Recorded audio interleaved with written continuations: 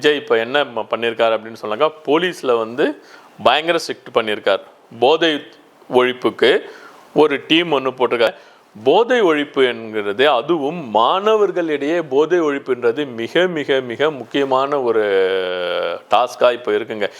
ஸ்கூல்லே கிடைக்குதுங்க. ஸ்கூல் பக்கத்துலேயே போதை மாத்திரை கிடைக்குது. ஆனால் இப்போ பார்த்தீங்கன்னாக்கா ஸ்கூல் பக்கத்தில் இருக்க கடையிலேயே சாக்லேட் மாதிரி போதைப் பொருள் கிடைக்குது. இது வந்து வன்மையாக கண்டிக்க வேண்டிய ஒன்று. அந்த கடைக்காரன் பசங்களுக்கு சாக்லேட் விற்கிறான் பாருங்க, அவனை தூக்கி உள்ளே போடணும், அவனை தூக்கி NDPS ஆக்டில் உள்ளே போடணுங்க, வெளியிலே வரக்கூடாது.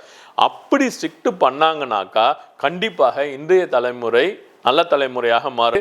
இவர் வந்து இருக்கின்ற அடுத்த ஒரு 4 வருஷம் 5 வருஷத்தில் அவர் அப்படியே ஸ்ட்ரிக்ட் பண்ணிட்டு இருந்தாருன்னு வைங்க, பேரண்ட்டினுடைய கண்ட்ரோலில் பசங்க வந்துடுவாங்க. இப்போ எந்த பேரண்ட்டினுடைய கண்ட்ரோல்லையும் பசங்க கிடையாது. டாஸ்மார்க் கடையில் எங்கள் பக்கத்தில் இருக்கிறனால இங்கே 10 வாட்டி போய் குடிச்சிக்கிட்டு இருக்கான்.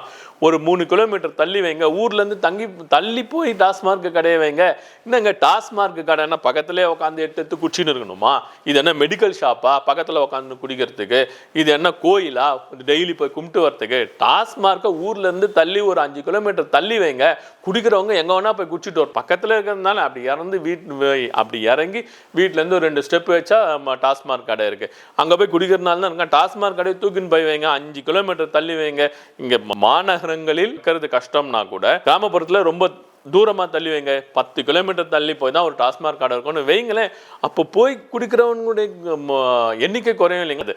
நான் பேச வந்தது வந்து ஏழைகள். அவனுக்கு ஒரு நாள் சம்பளமே 1200 1300.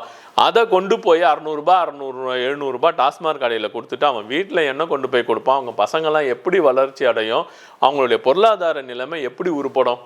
அதனால் இவங்க டாஸ்மார்க் லோவர் லெவல் டாஸ்மார்க்கை நீங்கள் க்ளோஸ் பண்ணுங்கள், டோட்டலாக க்ளோஸ் பண்ணுங்கள். இங்கேருந்து 5 கிலோமீட்டர் போய் தான்ப்பா நீங்கள் டாஸ்மார்க், அங்கே லைனில் நின்று வாங்கிட்டு போட்டோம். உண்மையிலே குடிக்க போகிறவன் அவங்க போய் குடிச்சிட்டு போகட்டும், இது பண்ணட்டும். நீ பக்கத்துலேயே வைக்கிறனால தானே இவ்வளோ பேர் குடிக்கிறான். அவனை பார்த்து மாணவர்கள் கெட்டு போகிறாங்க.